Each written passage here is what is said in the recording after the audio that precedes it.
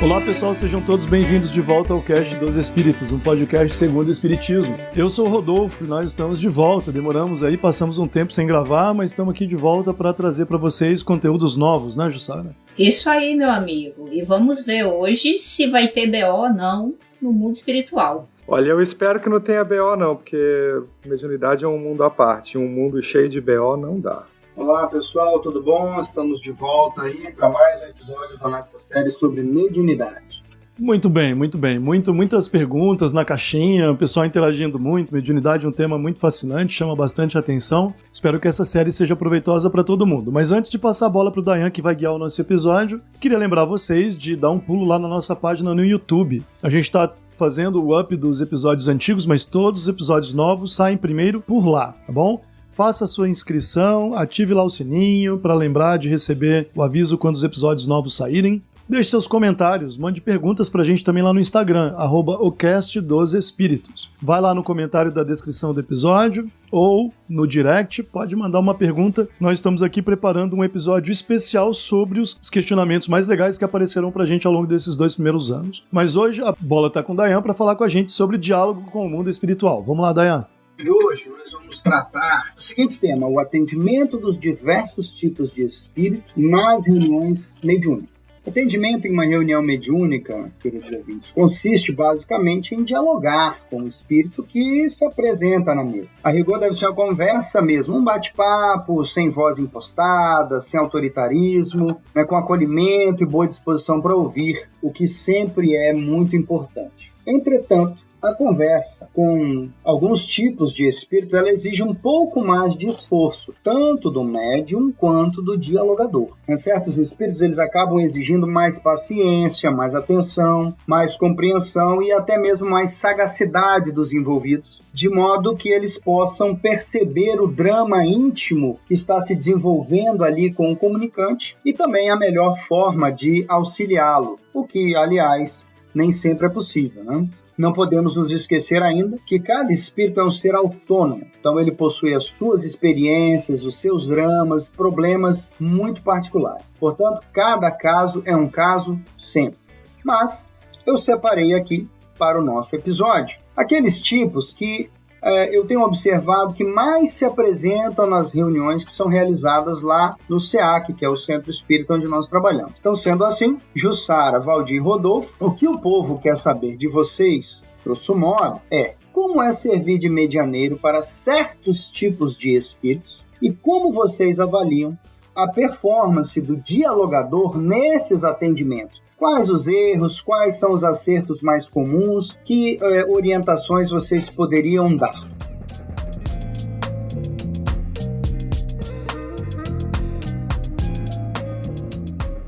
Vamos lá então, Valdir, eu começo com você, meu querido. Como é para você a comunicação, primeiro ponto, dos espíritos que não sabem que morreram, que não sabem que desencarnaram? Como é que você desenvolve isso? Como é para você receber ou dar passividade para esse tipo de espírito? Tem algo diferente? Minha sensação nesses casos, normalmente, está muito ligada a uma tremenda confusão mental, sabe? Assim, os espíritos, a experiência que eu compartilho com eles naquele instante é de alguém que está bastante perdido. Talvez, ouvinte, a melhor comparação que vocês possam ter nesse instante é conversar com alguém que está voltando de uma anestesia, por exemplo. Não sei se alguém de vocês já acompanhou um parente, um amigo no hospital quando está voltando de uma cirurgia que teve uma anestesia geral. As coisas que ele fala geralmente são muito confusas. O parágrafo da fala que ele vai fazer começa com um assunto, termina com outro, nada é coerente. Na cabeça dele, naquele instante, quando ele está te falando, parece que faz tudo muito sentido. As ideias parecem estar fluindo muito bem, mas para você, ouvinte, do cara que está retornando da anestesia, é um pequeno caos. Você fica buscando algum tipo de coerência. Então, na minha experiência com espíritos que não sabem o momento que eles estão vivendo, que eles estão desencarnados, normalmente eu acabo me recordando dessas pequenas experiências que eu tive com amigos, com familiares retornando de cirurgias.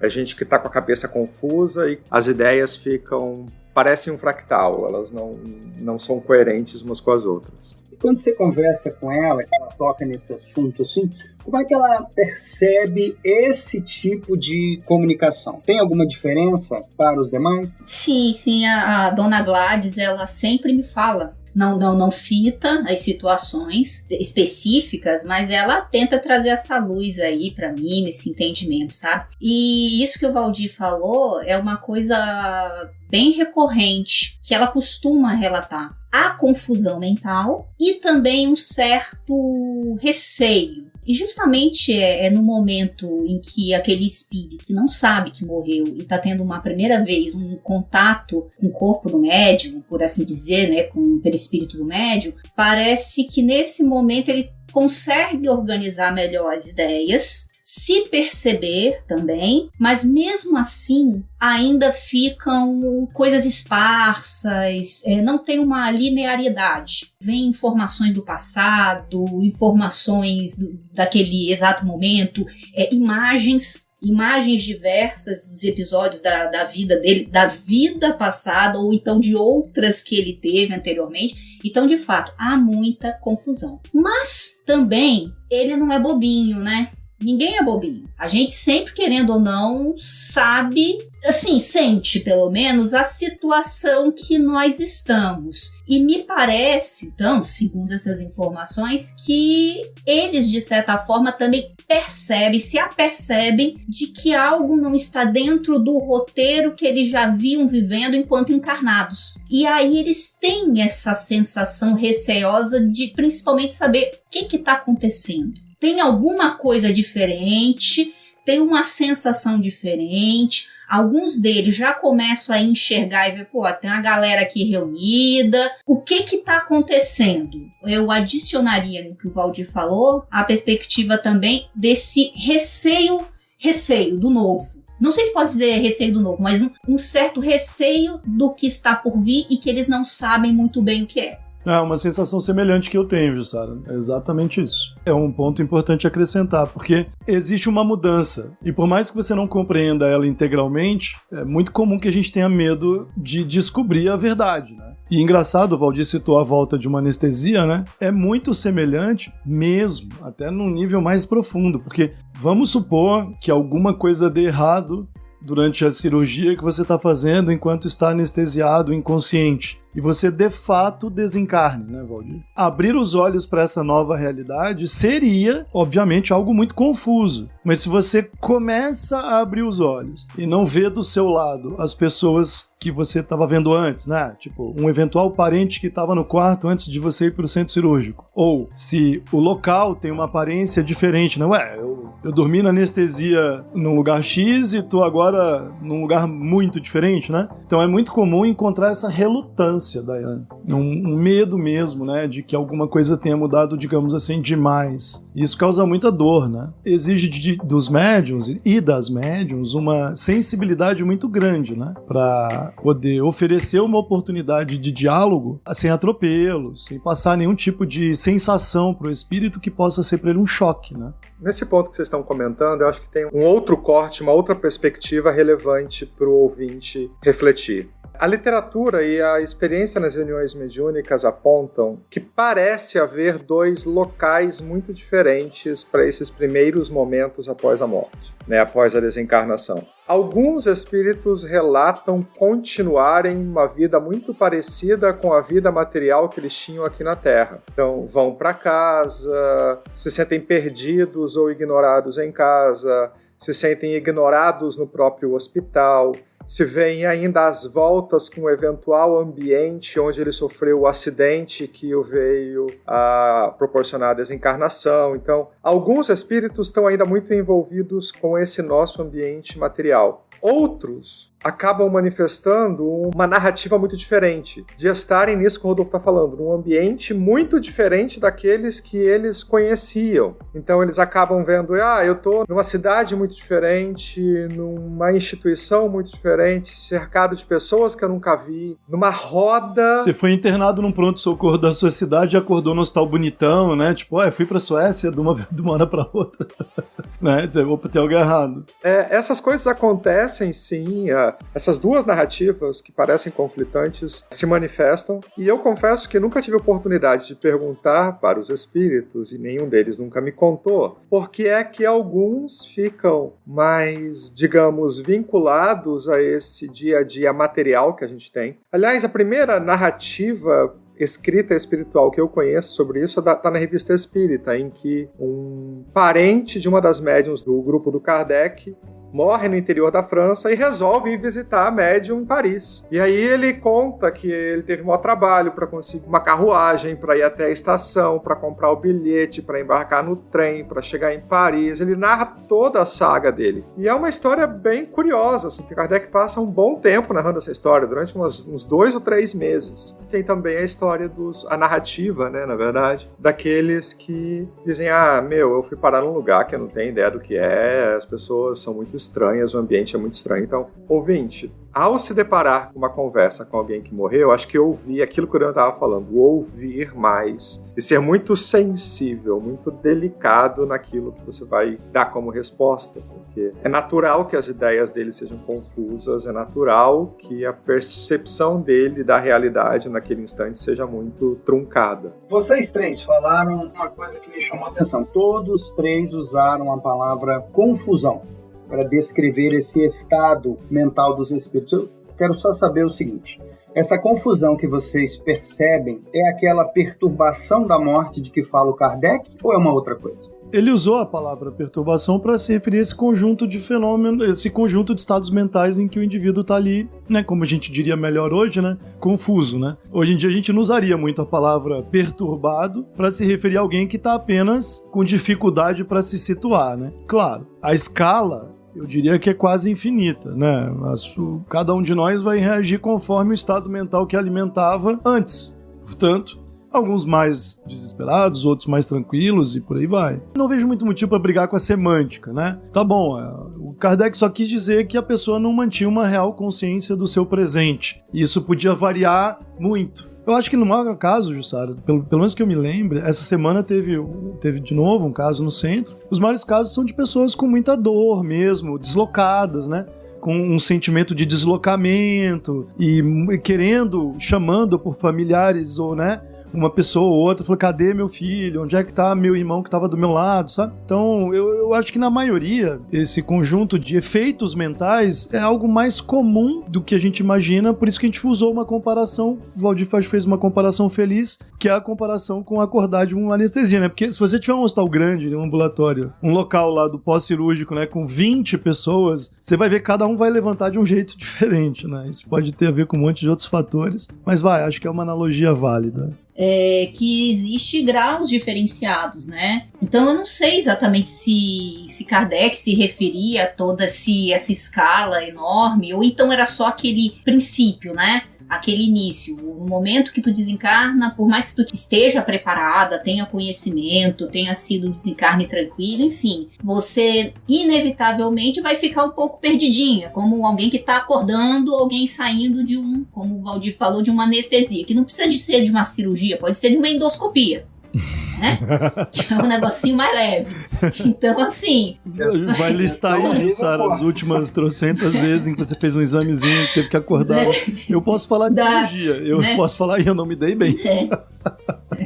Então, assim, eu não sei, né, nesse sentido. Mas só voltando um pouquinho na primeira pergunta também, eu queria reafirmar, ou afirmar, né, porque eu não tinha comentado, da importância do dialogador mesmo. Porque apesar do médium, ele tá lá, dando a sua passividade, dando a sua contribuição energética, entre aspas, tá emprestando o seu corpo para comunicação, o dialogador, ele vai ter que ter uma sensibilidade diferenciada no atendimento dessas pessoas. Não podendo simplesmente chegar, filhinho, acorda pra morte, acorda pra morte, entendeu? Ele não tem como fazer isso. Ele vai manter e vai até o limite do possível nesse diálogo. Significa o quê?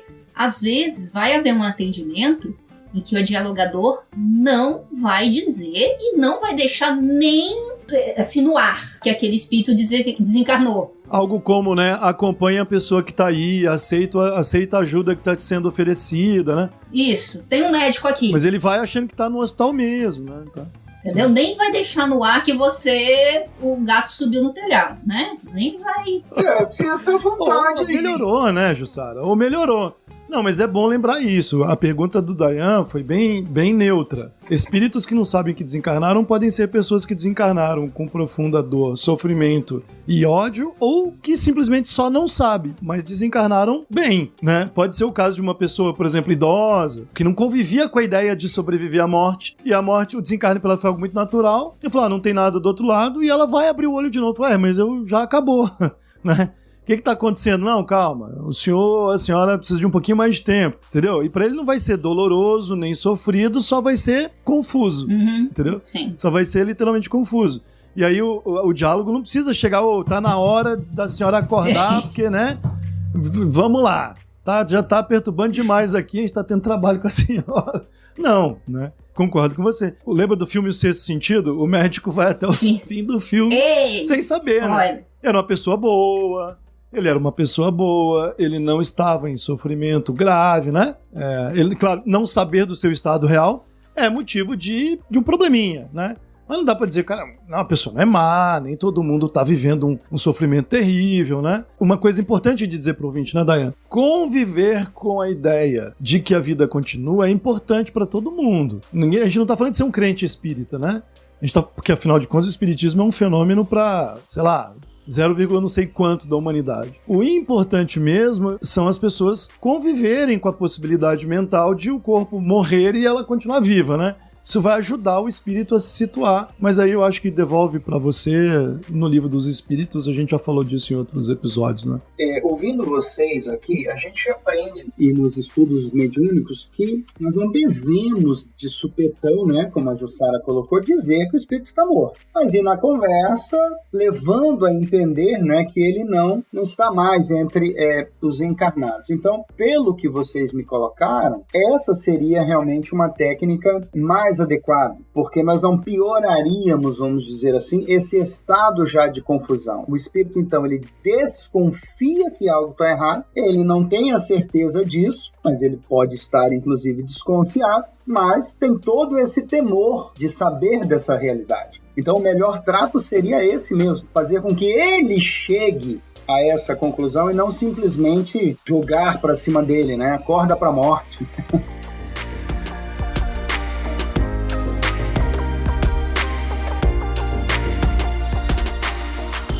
Então vamos pular aqui para o nosso segundo na categoria, que são os espíritos suicidas. Valdir, para você primeiro, como é dar passividade para um espírito suicida? Qual seria, na sua avaliação, assim, na avaliação de vocês, na verdade, a razão principal que leva, né, um espírito encarnado a optar por essa destruição da vida material? Nas experiências que vocês tiveram, conseguiram perceber algo em comum?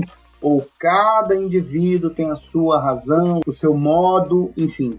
Eu acho que esse talvez seja o tema mais mal abordado dentro das casas espíritas que eu já vi até hoje. Eu tenho uma sensação de que os espíritas têm um olhar muito perverso, muito cruel sobre quem se matou. Eu nunca tive contato com um espírito de um suicida, e não importa a forma como ele tenha conseguido encontrar o encerramento da vida física, que não tivesse em profundo e desesperador sofrimento. Boa parte das vezes, os espíritas acabam se preocupando muito com a forma pela qual o sujeito se matou, ou pelas razões materiais objetivas pelas quais ele se matou.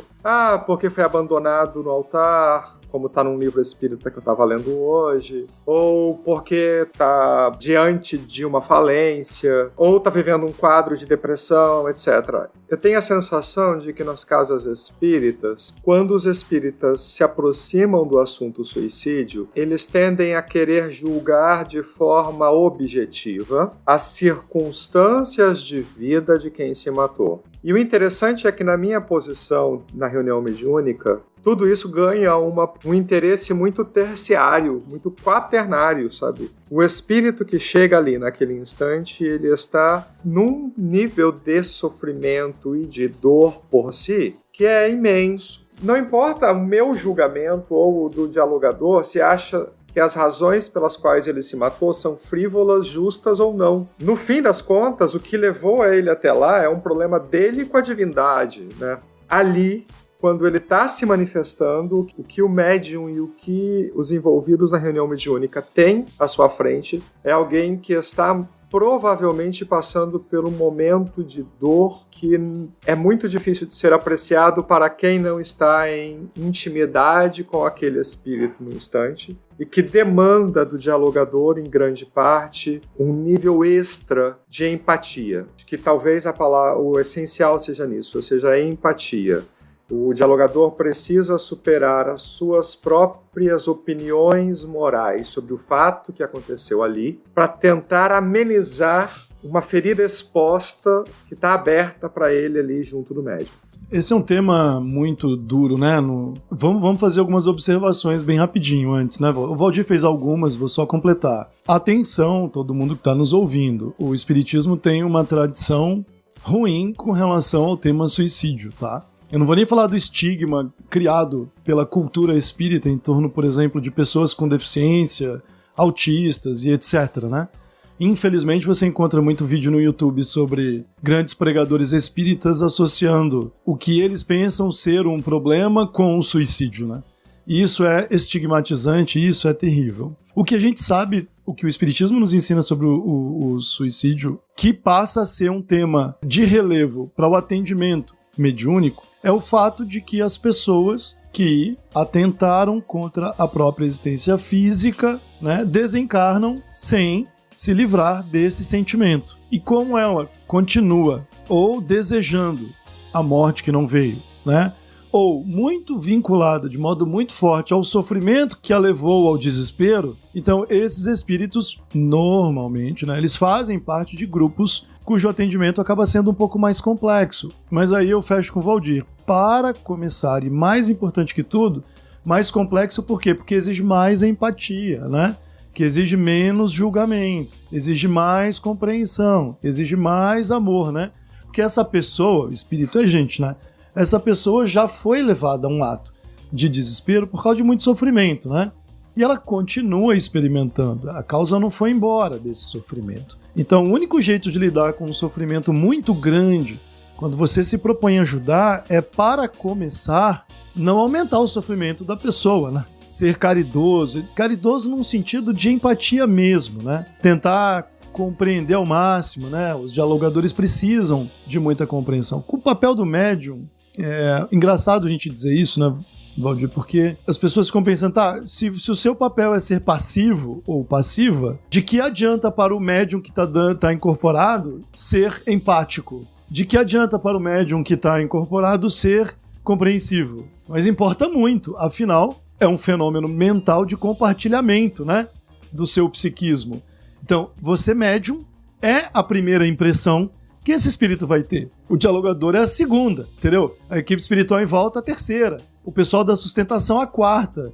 O primeiro recurso em socorro do sofrimento é a própria atmosfera mental dos médiums. Então o médium não é, a gente, né, a literatura ainda bem, né, vem falando disso já faz um tempo, a literatura espírita, passividade é apenas um termo didático. A atividade mental do médium tem sim, exerce sim muito impacto sobre o espírito. Então, se a pessoa que está ali se encontrava numa atmosfera mental de muita dor e sofrimento e adicionou a muita dor e sofrimento a vontade de não existir, perfeito? Então a gente precisa, nesse momento, ter muita compreensão com essa pessoa para que ela consiga, recebendo amor, lutar contra a vontade de não existir, né?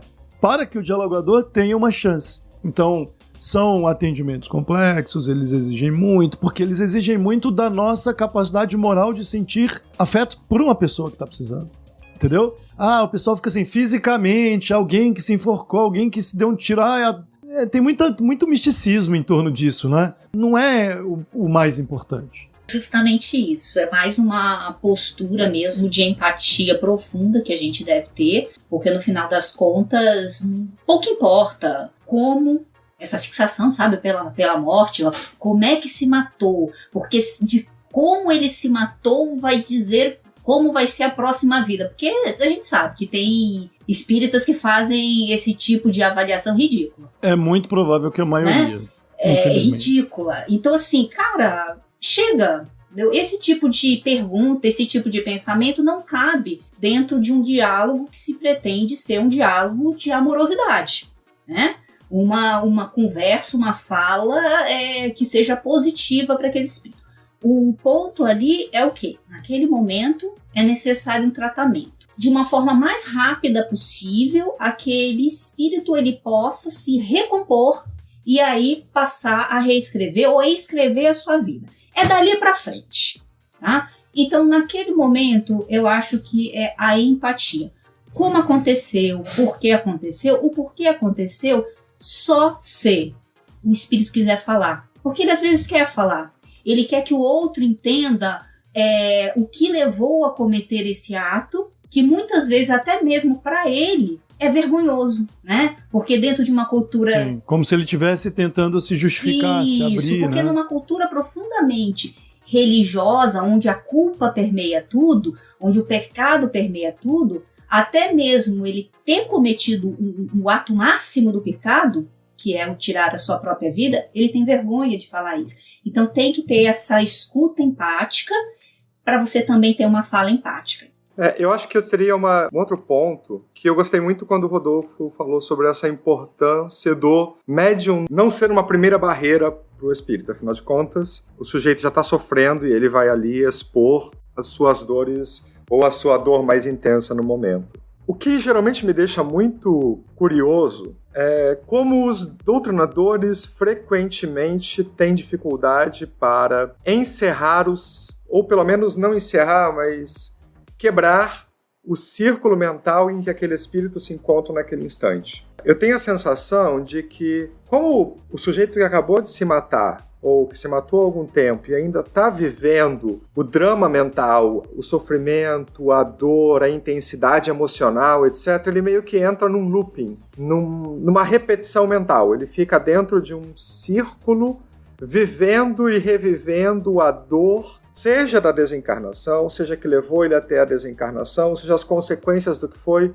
mas ele está meio que preso num círculo de ideias. E eu tenho a sensação, na verdade, na minha experiência nesses casos, que os doutrinadores, os dialogadores que tiveram melhor sucesso nesse atendimento conseguiram provocar uma interrupção, ainda que momentânea, nesse círculo mental que o espírito que se suicidou está vivendo. Então, seja porque ele conseguiu provocar uma emoção de acolhimento, seja porque ele conseguiu provocar uma sensação de que o cara tem uma nova chance, de que as coisas não acabaram, ele precisa daí conseguir ser capaz de ouvir e saber qual é a porta que ele pode tentar abrir. Mas os atendimentos que tiveram, na minha experiência, mais sucesso, conseguiram, pelo menos por alguns segundos, interromper essa repetição mental do sofrimento. Conseguiram abrir uma portinha para que aquele espírito respirasse. Perfeito, excelente. Excelente. E como doutrinador, a gente sempre procura, né, ter esse contato com os médiuns para saber o caminho, se foi bem ou não no diálogo, né, se abordou direito o tema, se conseguiu compreender, na verdade, aquele drama. Mas a orientação que a gente sempre repete, que vocês colocaram aqui, de fato me parece bastante o correto, né, o modo de agir, é esse acolhimento, essa grande empatia, porque a pessoa que está ali chegou a um ato extremo em virtude de um desespero, de um sofrimento muito grande, né?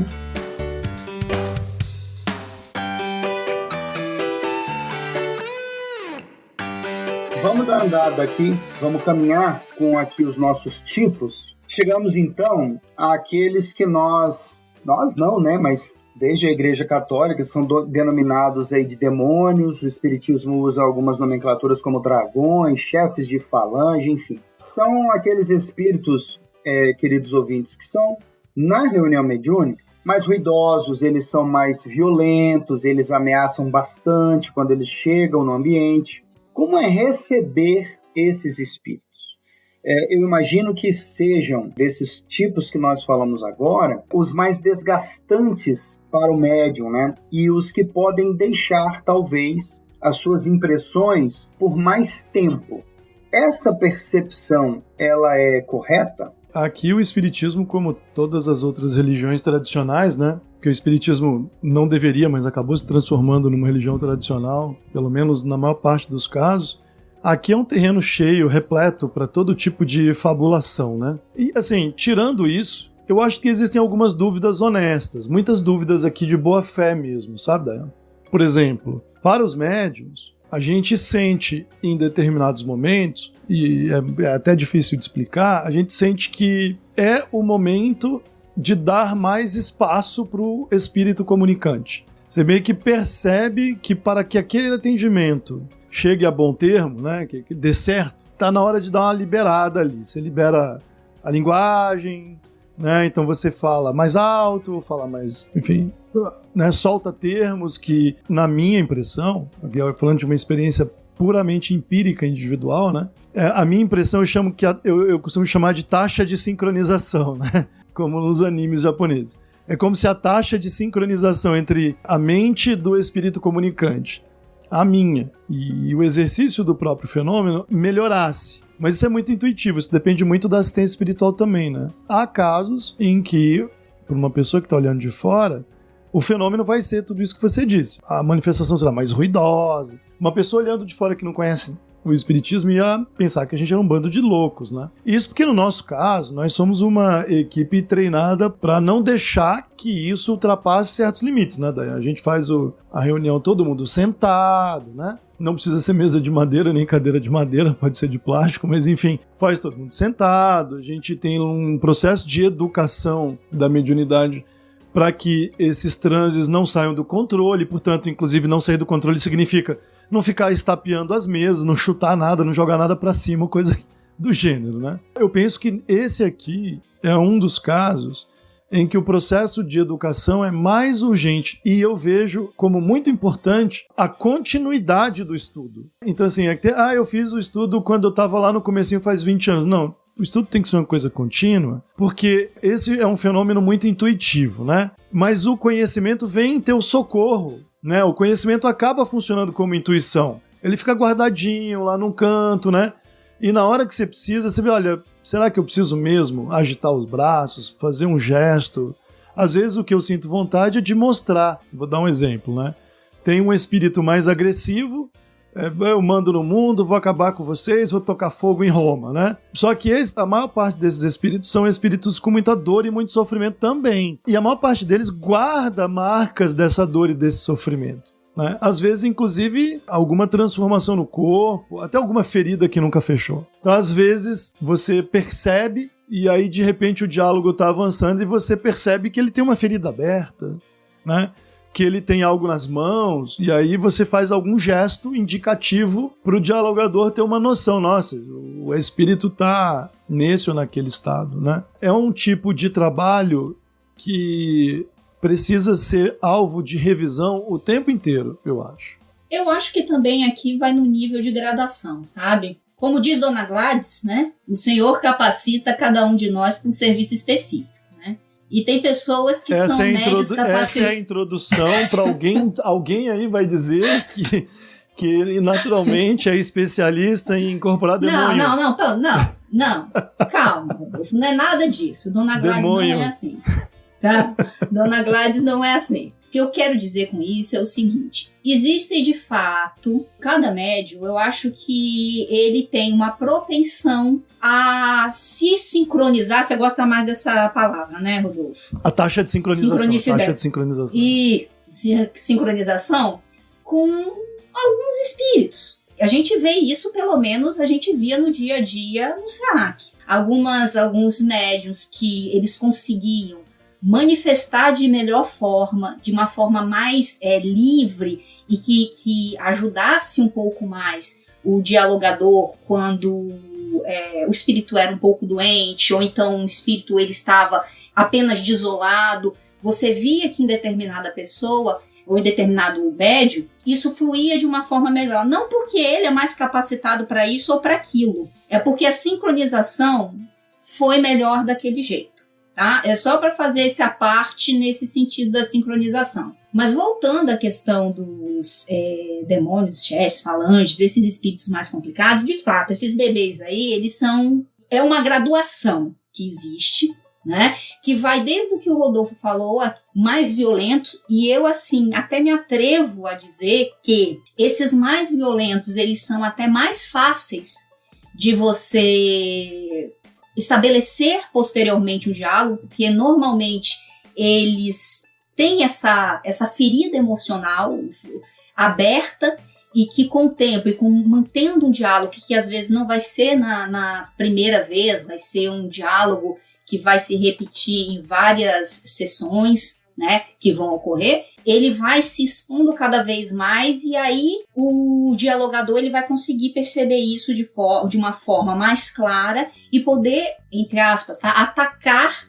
esse ponto para que ele possa tratar efetivamente aquele espírito que se identifica como o grande bandidão da massa, o destruidor, o holocausto, o apocalipse. Você tá entendendo? Que muitos deles chegam dizendo que vão quebrar tudo. E eu acho que existe vamos dizer assim, nesses aí, os mais ruidosos ou violentos, normalmente, pela experiência, eles me parece que são de fato aqueles dentro desse contexto dos espíritos mais ignorantes, os mais fáceis de lidar. Mas dentro dessa classe de espíritos extremamente ignorantes, trevosos, para mim, os mais complicados são os mais pacíficos. São aqueles que eles vêm de uma fala mansa. Os que demonstram mais autocontrole, né? É justamente isso. É o espírito que demonstra o maior autocontrole. E normalmente, no caso desses espíritos, vamos colocar aqui a minha experiência, tá? Essa fala do Rodolfo de que você tem que dar mais espaço, né? Para mim isso fica muito evidente. Que esses que não só se denominam, mas já chegaram a demonstrar que tinham um nível de maldade extremamente profunda, no momento da passividade, vamos dizer assim, a consciência do médium, a minha consciência era praticamente anulada. Porque eu não, talvez, né, isso aqui é uma suposição, eu não conseguisse suportar as imagens e as sensações que ele poderia deixar no meu corpo naquele momento, no meu perispírito. Então isso até é uma coisa legal de se falar, porque muita gente às vezes tem, cara, jamais, nossa, nos estudos, né, quando eu fazia parte dos grupos, né, de estudo do espiritismo, depois para mediúnica, o que tinha de gente falando, tá doido, eu jamais vou para mediúnica, dá passividade para um povo desse, dá passividade para não sei o quê, como se tu pudesse escolher, né, para aquilo outro, como é que eu vou ficar? É interessante dizer que em nenhum momento a espiritualidade vai te deixar à mercê, vai te jogar para os leões, deixa para lá, tu te vire depois, né? Isso não vai acontecer, né? Só que para cada manifestação ou para cada tipo de espírito, você vai ter vamos dizer assim, um tipo de assistência específica, um tipo de diálogo específico e um tipo de cuidado específico para o médium que vai estar dando passividade naquele momento. Né? Ponto. Pelo menos é diante da experiência que eu tive em todos esses anos aí trabalhando na mediúnica. Um outro detalhe, tá? Que pode ser polêmico o que eu vou falar, mas eu, de certa forma, não tenho ainda fechado isso na minha cabeça, mas é uma coisa que eu já venho pensando há algum tempo. Não é confrontar, mas ao dialogar com esses espíritos que estão, volto a falar, aqueles que estão numa profunda maldade, enfim, né? Você também tem que ter um certo respeito. Não respeito pela maldade, não é isso. Mas entender que aquele cidadão, ele não é tão fácil de lidar, que se você falar da mãe dele ou da avó dele, vai, vamos dizer assim, amansar o coração. Você tá entendendo? Você vai precisar ter um diálogo mais qualificado, um diálogo mais firme, para demonstrar para ele que ele não é aquilo tudo que ele diz ser, mas respeitando, porque querendo ou não, tem alguns espíritos mais vigorosos, numa faixa vibratória de ignorância mais profunda, que de fato eles conseguem manipular determinados fluidos, ter determinados grupos de espíritos em torno dele que podem causar mal. Então, com esses, eu acho que o respeito não é pela maldade, não é admiração, não é nada disso. Mas você compreender que precisa ter um trabalho diferenciado. Tá? Eu sei que é polêmico isso aí que eu tô falando, e já ocorreu em diálogos de virem falar para espíritos que estão nessa situação, falar assim, a sua mulher, o cara quer mais o sujeito, o espírito quer mais que a mulher, se dane. Ah, mas e sua mãe chora por ti? O cara quer saber de mãe, ele tá tão envolvido, ele é tão autorreferente, ele tá tão envolvido nas trevas dele, que, cara, o diálogo tem que ser por outro caminho. Enfim, deixo a polêmica no ar. Que polêmica. Pode ir. E aí, alguma experiência nesse campo? Eu acho que eu, a Jussara e o Rodolfo concordamos com uma coisa. O nível da ameaça é inversamente proporcional ao tamanho do barraco. Então, certeza. Quanto mais barraco Vamos colocar faz, essa frase na descrição do episódio. Pronto. Foi sensacional. Isso apresenta a nossa opinião concordante sobre a coisa. Eu queria falar sobre um outro aspecto que eu acho que tem uma relação muito próxima com o começo da sua pergunta, Dayan, que é mais desgastante? Quando você perguntou sobre isso, eu estava aqui fazendo um inventário das minhas experiências mediúnicas mais desgastantes, né? E aí, imediatamente, eu acabei partindo para um outro aspecto do assunto, que é por que esses espíritos vêm à reunião mediúnica? Por que é relevante que um espírito como esses, apesar do fascínio que o mal exerce sobre toda a humanidade e o gosto que os humanos encarnados têm pelo contato com o mal normalmente, são aí alguns milênios de anos fazendo todo tipo de coisa que pudesse ter relação com o mal, eu vejo pouca diferença, na verdade, entre por que é que você traria um espírito suicida ou por que é que você traria um espírito perverso para a reunião mediúnica. Para mim, na minha percepção, e aqui vai a minha hipótese, a única razão pela qual a reunião mediúnica, na verdade talvez não a única, mas a mais importante pela qual a reunião mediúnica é útil para este tipo de espíritos, é a minha aposta de que o corpo do médium funciona como um dreno de energia ruim. Que o corpo do médium funciona como um mata-borrão para estes espíritos que estão em profundo desequilíbrio. E aí é meio irrelevante se o desequilíbrio dele é uma maldade encruada de séculos ou é uma dor profunda e desesperadora que fez com que ele se matasse. Minha sensação, minha aposta é os espíritos que coordenam a reunião mediúnica usam o aparato como um todo da reunião mediúnica, seja o médium, seja quem está fazendo a sustentação ou quem está dialogando, como um meio de drenar as energias ruins ou a parte energética ruim que está sustentando estes espíritos na posição em que eles se encontram. Então, para o suicida é a autorreferência constante, a dor, ao sofrimento, ao ato, ao que levou ele até lá, etc. E aí, na hora em que ele entra em contato com o médium, ele necessariamente precisa compartilhar essa dor e acaba compartilhando também a experiência de vida do próprio médium em algum nível. Então, isso gera uma intervenção, isso quebra um circuito. E para esses espíritos que se anunciam como detentores do mal, provavelmente, aí vai a minha aposta nesse sentido, o contato com o corpo físico do médium, a ligação com o médium, acaba diminuindo a capacidade que eles teriam de se manter controlados e autorreferentes no mal. A reiteração deste contato, de trazê-lo várias vezes à reunião mediúnica, a cada vez que ele vem e se liga ao médium e aos espíritos que estão fornecendo, aos trabalhadores que estão fornecendo sustentação, ele acaba perdendo cada vez mais essa capacidade de manter essa profunda concentração, essa dedicação para a qual ele precisa amealhar cada vez mais também. Energia, disposição mental, foco. E aí, ao estar em contato com uma realidade tão diferente, o corpo físico tentando reorganizar o que ele é, a própria mente do médium, a energia que vem das pessoas ali, você adiciona a ele um obstáculo extra. E para mim esse obstáculo é, na verdade, um ladrão, um dreno. Ele acaba se enfraquecendo. Ele acaba perdendo a sua capacidade de se manter enclausurado. E aí, essa clausura é o grande trunfo que esses espíritos possuem, enclausurado no mundo em que eles vivem, porque eles são forçados ao contato exterior. Ou eles acabam fazendo a aposta, talvez, de que eles são capazes de, mesmo entrando numa comunhão tão íntima e tão intensa quanto é a que ele tem com o médium durante a comunicação, de que eles serão capazes de se manterem isolados em si e que eles serão capazes de manter isso reiteradamente. O que a experiência na reunião mediúnica demonstra é uma aposta sempre perdida.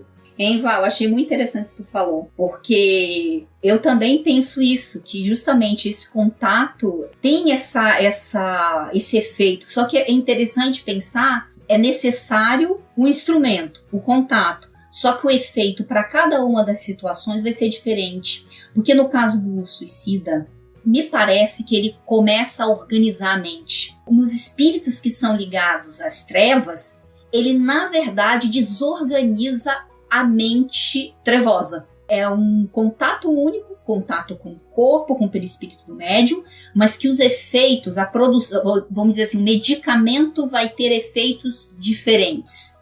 Enquanto num é a necessidade de organizar a mente, né, no outro há a necessidade de uma desorganização das convicções do mal que aquele espírito tem. Tanto é que, justamente o que você falou, a gente já teve situações lá de espíritos extremamente perversos irem 1, 2 vezes e sumirem.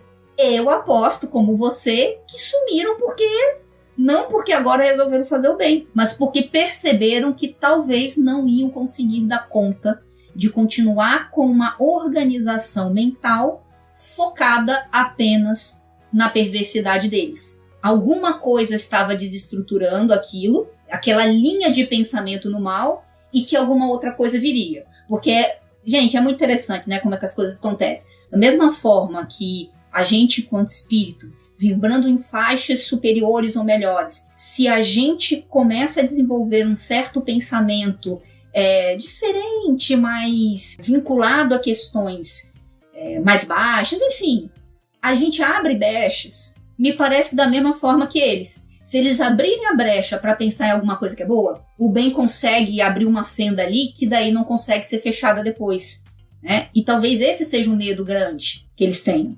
Entra em crise, né? Em algum momento, aí ele cede, ele entra em crise e permite a aproximação. No Libertação, do André Luiz lá, que é um exemplo clássico, né?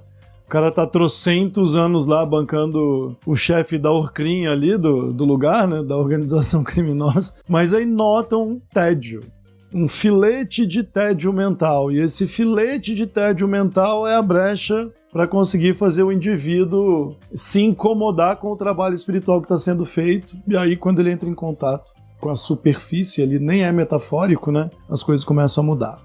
Jussara, acho que você fez um bom resumo. Eu reduziria um pouco mais, eu diria que o contato com o médium é um reorganizador. Então ele reorganiza um que estava bagunçado e reorganiza um que estava organizado. Mas ele muda, de qualquer forma, o padrão, ou melhor, ele intervém no padrão mental de alguém que está ali se comunicando, porque no fim das contas você está fazendo, como o Rodolfo falou, durante a comunicação, um vaso, uma troca constante, né? Para as aulinhas de física do 2º grau lá, você tem um vaso comunicante, um vaso cheio e um vaso vazio, os dois ficam mais ou menos do mesmo tamanho. Acho que o que só reforça a necessidade de ter um compromisso mental e afetivo, né? Assim, o médium é um doador por excelência, né? Toda a equipe é. Outro ponto importante é esse, né? A equipe inteira é. Então, assim, é necessário oferecer para essas pessoas um exemplo que elas possam fruir do que seria uma vida mental mais bem organizada, mais equilibrada e voltada para o bem. E, inclusive, para o amor. Imagina o condicionamento mental de quem passou 1000 anos perseguindo a mesma ideia fixa violenta. Você tem alguns minutos com essa pessoa, só que num nível muito profundo de interação. Tem que deixar nele uma impressão que possa servir de fio da meada para um processo de recuperação das feridas e das dores dessa criatura, né? Porque, no fundo, não passam de espíritos também com muita dor, né? Só para o ouvinte não se perder, né? O espiritismo não acredita em demônios, tá, ouvinte? Para o Espiritismo, esse tipo de criação cultural não tem representatividade. Para nós, somos todos espíritos. Os espíritos são todos gente, né? São todos gente, são todos pessoas, então... E que em algum momento vão reencontrar ou vão encontrar o seu caminho para continuar seguindo adiante. Então não tem ninguém criado permanentemente para o mal e cuja única função na existência é produzir o mal e que está desafiando a divindade para todo o sempre e que vai, ao fim das contas, deixar de existir, vai ser aniquilado. Não, nós não acreditamos em perdição, danação eterna, nenhuma dessas bobagens, tá? Isso não faz parte do Espiritismo. Aí você chamou atenção agora para um adendo obrigatório. Acho muito importante, né? Porque, embora o Espiritismo nos ensine que não existem criaturas permanentemente vinculadas ao mal e destinadas a isso, o Espiritismo, como uma religião tradicional, não deixou de criar suas fábulas. E uma delas, muito forte, eu falei um pouco disso antes, é a de que sim, certos espíritos acabam se autocondicionando para o mal de um tal modo que se transformam em criaturas do mal e muito poderosas, né? Tão poderosas que seriam capazes de se opor às forças divinas do bem, etc., né? Então existem dragões, existem não sei o que lá. E aí, para lidar com esses espíritos, tem que ter médiuns fortes. Querido ouvinte, querida ouvinte, não existem médiums fortes, né? Nem existem espíritos dragões ou espíritos tão demoníacos que não poderiam ser atendidos por uma equipe mediúnica bem organizada, bem educada e, sobretudo, voltada para o bem. Até porque uma parte considerável do trabalho é feito pelas equipes espirituais, né? Pelos desencarnados. E eles se organizam de um tal modo que não permitirão que a equipe encarnada não tenha condições de atender os espíritos que estão ali. No fundo, não importa há quanto tempo o espírito esteja condicionado para o mal, ele continua sendo, como o Valdir e a Jussara enfatizaram, uma pessoa igual a gente, com muita dor e com muito sofrimento para dividir. Não existe essa história de que lá no meu centro a gente não recebe dragão, porque dragão... Não existe nada disso. Tem uma literatura mediúnica aí que cresceu muito, né, Valdir? Tem shopping center que você entra, tem pilha de livros, assim, os dragões do não sei o que lá. A gente parou de ler esses livros, eu me lembro muito bem, há alguns anos, mais de 10 anos, o Wagner chegou assim pra mim, você notou que no livro desse autor, no caso eu vou citar, porque não tem problema nenhum, né, a gente tem que falar, a gente já falou de tantos autores, né, tô citando aqui aquele Robson Pinheiro, né, você já notou que nos livros desse cara tem falta uma linha para ter uma espécie de louvação ao mal? Assim, ele vai aumentando, como se fosse um aumentando o volume, sabe? Não, porque há espíritos que são assim, que são assado, até que chega num ponto e que nenhuma força do bem pode se opor a eles. Não existe isso.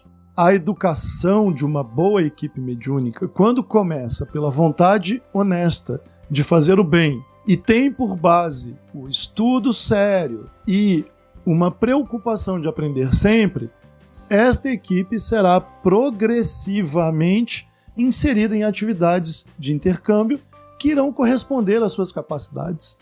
Muito cuidado com a literatura, que acaba criando, em cima do ensinamento que veio para renovar, outras camadas de fabulação sobre o que é necessário fazer. Tem que aprender a amar essas pessoas, tem que aprender a se doar, tem que aprender a doar um pouco de empatia, afeto e atenção. O resto é muito preparo, muito estudo e pronto. Com uma dedicação constante, esses espíritos encontrarão um ambiente onde o seu apelo inconsciente por ajuda vai ser correspondido.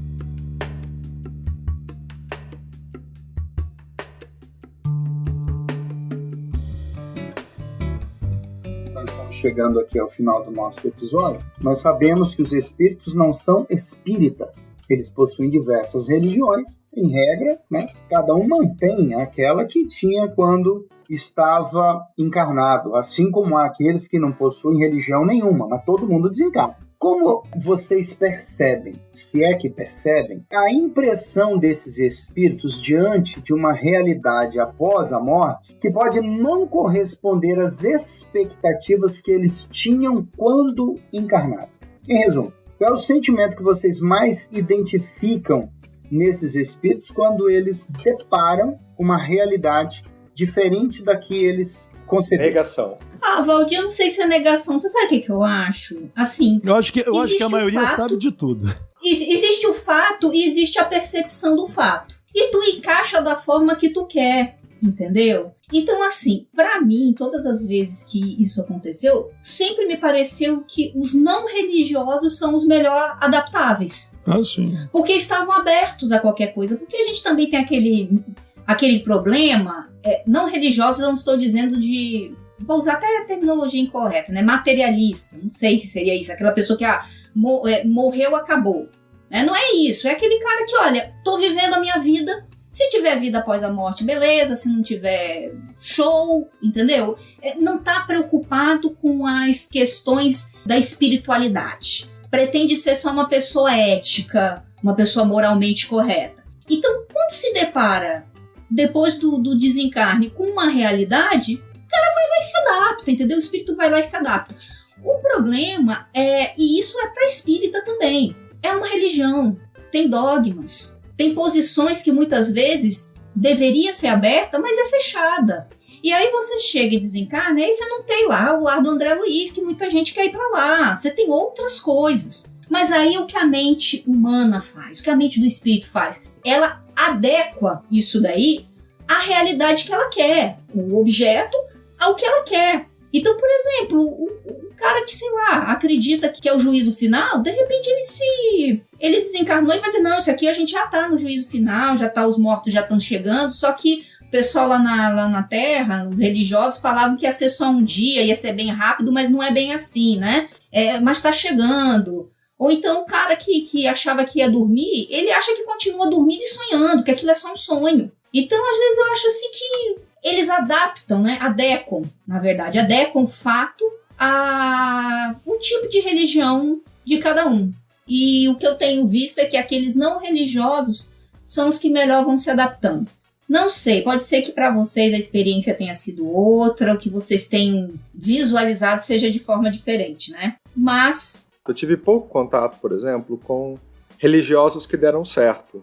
Então, assim, o religioso deu certo, ele não vai para a mediúnica, ele continuou dando conta da vida dele e foi em diante, ele não precisou do socorro do centro. Então, os que aparecem por lá, normalmente, são os que deram errado, foi o que deu ruim pro cara quando ele morreu. Por que eu disse que, na minha percepção, a grande tônica desses caras, desses indivíduos, é a negação?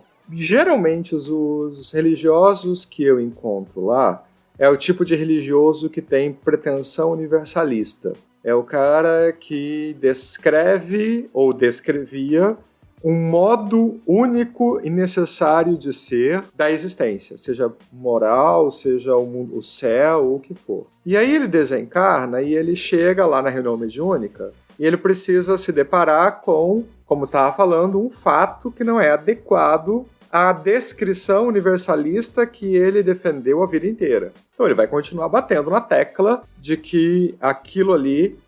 ele vai defender a mesma postura que ele defendia quando estava aqui. Se ele era um pastor que queria acabar com os terreiros, ele vai do outro lado descobrir que os terreiros não acabaram e ele vai querer continuar acabando com os terreiros. Então ele vai aparecer lá para dar trabalho. Se era um sacerdote católico que tinha a preocupação da comunicação com o demônio, ou de invocar o demônio, ou o que for, se ele era um desses demonologistas da vida, ele vai chegar lá com a mesma discussão, porque, na verdade, a postura dele encarnado já era essa. Já era uma postura de descrever a realidade externa com uma pretensão universalista, que já naquele momento já não era adequada. Do religioso aqui, ele não muda quando ele vai para lá. Então, para mim, ele continua negando, ele nega a realidade aqui e ele nega a realidade lá. Não, Valdir, mas assim, na mediúnica a gente não faz só atendimento fraterno. A gente tem outra parte, no qual a gente vai receber mensagem de espíritos superiores, da equipe espiritual. E eu imagino que na equipe espiritual não tenha só espírita.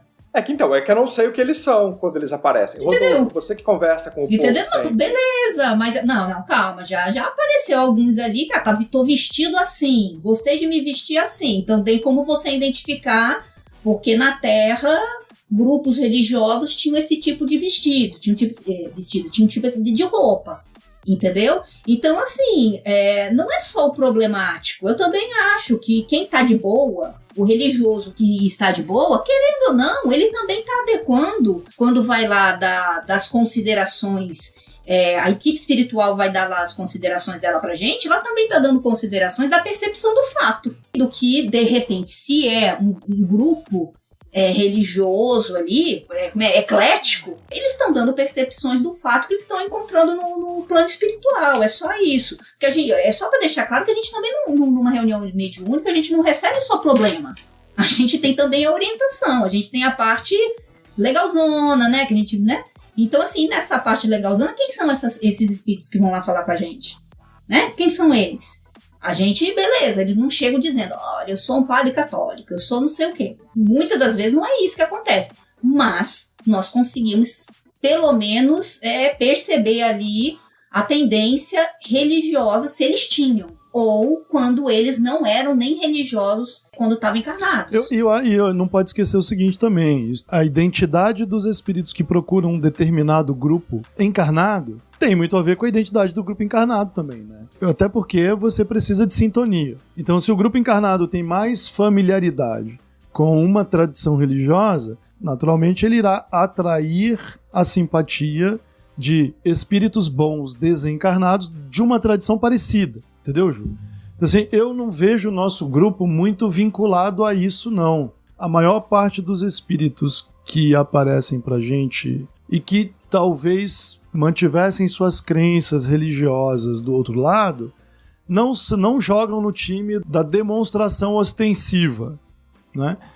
Em resumo, da minha experiência, eu acho que ali em torno do SEAC em Porto Velho, nós temos alguns espíritos vinculados à Igreja Católica de modo mais próximo do que a qualquer outra igreja protestante. Mas o protestantismo é um fenômeno gigantesco no Brasil faz 30 anos, né? Vai ultrapassar a maioria dos brasileiros, né, em breve. Então ainda não é, né? A Igreja Católica ainda tem 50 e tantos % de brasileiros. Eu não acho que esse seja um tema dos mais relevantes, não. Quanto ao atendimento mediúnico a espíritos que sejam fortemente religiosos e que estejam doentes ou em sofrimento ou etc., aí o problema que aparece sempre é o de uma crença muito mais rígida e muito mais difícil de dialogar com ele do que são outros espíritos, entendeu? Que não eram responsáveis até por nada, não tinham que sustentar uma crença ou etc, né? Eu até diria o seguinte, é muito mais fácil, mas assim, em porcentagem eu colocaria 1000%, mais fácil encontrar um espírito muito religioso e muito violento do que encontrar um espírito indiferente à religião e muito violento. Então é muito mais fácil achar um espírito muito religioso e muito violento. Por quê? Porque eles estão sempre atrás de lutar por uma crença particular e acabam se excedendo e aí incorrem na violência, né, na ideia fixa e viram espíritos problemáticos, né? Então assim, se a gente fosse mapear o mundo espiritual mais próximo de nós a partir dos espíritos doentes ou em sofrimento, tem muito mais religioso do que espírito não religioso proporcionalmente, né? Na sociedade, quantas pessoas não são religiosas, tanto por cento, e desencarnado? Tem muito menos dos que são doentes e violentos, né? O que chama a nossa atenção, não para a religião dos outros, para o próprio espiritismo, né? Aí eu concordo com você. Eu não acho que a imensa maioria dos espíritos que trabalhem com a gente, com atendimento mediúnico, ajudando na reunião, sejam espíritas. É bastante provável que a maioria deles tenham crenças que a gente nem compreende. Eles trabalham com a gente, nos ajudam e devem muitas vezes olhar pra gente e pensar assim, rapaz, esse pessoal tem umas ideias legais, né? Mas vamos continuar fazendo o que a gente precisa pra ajudá-los, que uma hora eles melhoram isso daí, entendeu? Em algum momento eles vão abrindo os olhos. Eu gostaria de lembrar, né? Nós já recebemos, nesse momento das comunicações dos benfeitores e tal, várias equipes que vieram de fora trabalhando com intercâmbio espiritual e eu, por exemplo, já fui responsável por dar a comunicação de alguns deles, eu não me lembro de sentir que eles tinham o mesmo crachá que a gente, entendeu? Eles tinham crachá, eu tô no centro espírita tal, também aqui no mundo espiritual. Eles eram pesquisadores, estudantes, trabalhadores se aperfeiçoando, né? Então é muito provável que a nossa crença particular seja para esses trabalhadores algo bacana, legal, mas nada demais também, entendeu? Talvez eles olhem pra gente e digam, show, legal isso aí de vocês, quem sabe um dia vocês melhoram. Boa, quem sabe um dia vocês melhoram, foi ótimo. Bom, pessoal, então vamos para encerrar. Queridos ouvintes, no episódio de hoje, então, nós tratamos de algumas experiências vivenciadas no atendimento dos espíritos, né, nas reuniões mediúnicas. Então, nós procuramos trazer aí informações práticas e úteis e até algumas curiosas, né, do que pode ocorrer durante o atendimento de determinados tipos de espíritos. Esperamos que o episódio possa aí ter saciado a curiosidade de alguns, instigado, né, ainda mais a curiosidade de todos pelo tema, e esperamos que essas narrativas possam servir também de estímulo ao estudo da prática mediúnica, uma ferramenta tão indispensável ao desenvolvimento do espiritismo. Então eu me despeço por aqui, um grande abraço a todos e até o próximo episódio. Até logo. Tchau, galera. Pessoal, muito obrigado por terem ficado até aí. O episódio foi longo, mas a gente estava meio em débito com vocês, né? Então, assim, desculpa, a gente teve um atraso, retomar esse ano não foi simples, mas a gente vai seguir firme aí, trazendo conteúdo crítico e espero que útil para todo mundo. Não se esqueçam, deixem lá seus comentários na descrição do episódio ou mandem uma pergunta pra gente na nossa caixinha de sugestões. Nosso próximo episódio vai ser, inclusive, discutindo algumas das perguntas e comentários que vocês fizeram ao longo desse tempo todo. Lá no YouTube, inscrição, ativa o sininho, receba o lembrete do episódio quando ele sair. Muito obrigado.